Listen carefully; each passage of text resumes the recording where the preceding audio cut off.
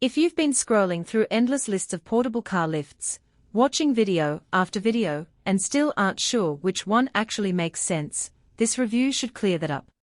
Link is in the description if you want to check the product details on Amazon.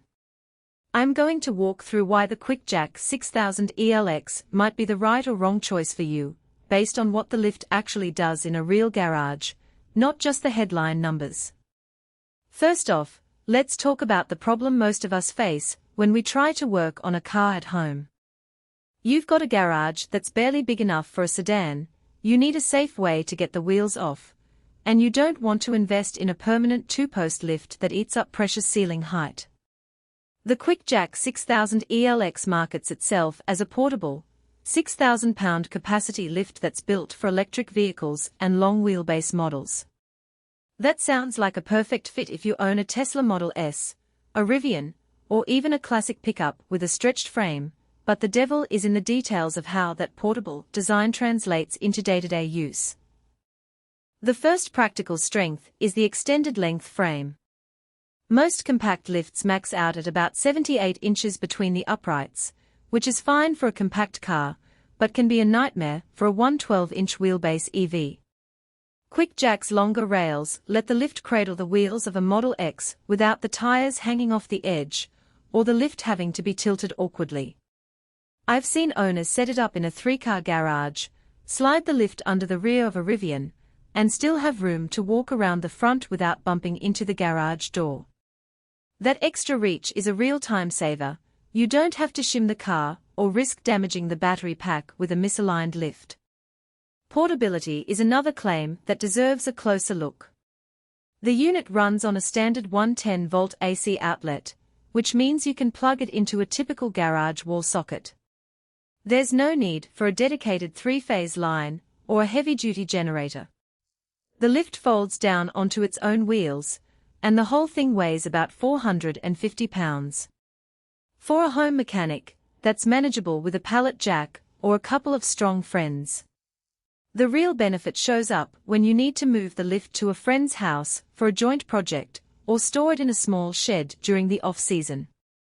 You simply roll it out, unfold the frames, and you're ready to lift. Now, let's get honest about the trade-offs. The 6,000-pound capacity is impressive on paper, but it comes with a hydraulic pump that's sized for that weight range. In practice, that means the lift will raise a fully loaded EV battery, motor, all at a respectable pace, but you'll notice a slight slowdown if you try to lift a heavier custom truck with a massive motor and a full tank of water. It's not a deal-breaker for most EV owners, but if you're planning to use the lift for a wide variety of heavy rigs, you might find it a bit underpowered on the upper end of its rating. Another practical weakness is the need for a level floor.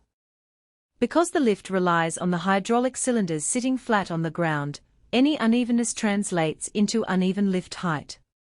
In my own garage, the concrete slab has a small dip near the back door. When the lift was positioned there, the rear wheels would lift a fraction slower than the front, causing a slight tilt that took a few extra seconds to correct with the built-in leveling adjustment. It's a minor annoyance, but it does mean you need to be mindful of placement and maybe invest in a cheap floor leveler if your garage isn't perfectly flat. Who should consider buying the QuickJack 6000ELX? If you own an electric vehicle with a long wheelbase, or a classic car that needs a lift that reaches farther out than a standard garage floor jack, this is probably the most convenient solution you'll find without committing to a permanent installation. It also makes sense for hobbyists who rotate between a few different cars, say a small sports car for track days, and a larger EV for daily driving, because the lift's adjustable height range can accommodate both without swapping equipment. Finally, if you run a small auto body shop out of a garage and need a lift that can be stored away at night, the portability factor saves you valuable floor space. On the flip side, if you're only ever working on compact sedans, or you already have a two-post lift with a hydraulic system that can handle a broad range of vehicles, the QuickJack may feel like overkill. The price point sits higher than a basic floor jack, and you'll be paying for the extra reach and the built-in power source. For someone who just needs to change a tire on a regular gasoline car, A good quality jack and jack stands will do the job cheaper and with less setup time. Let's talk about day-to-day usability. The control.